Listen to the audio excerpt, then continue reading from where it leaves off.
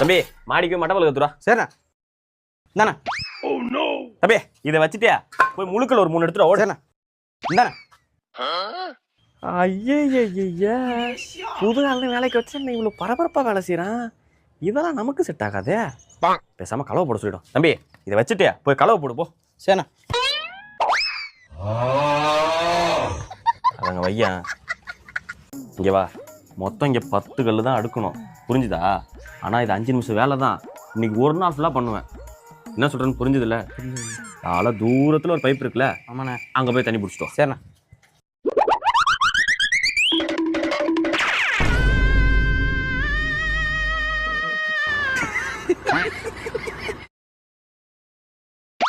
வானம் வேலை செய்யும்.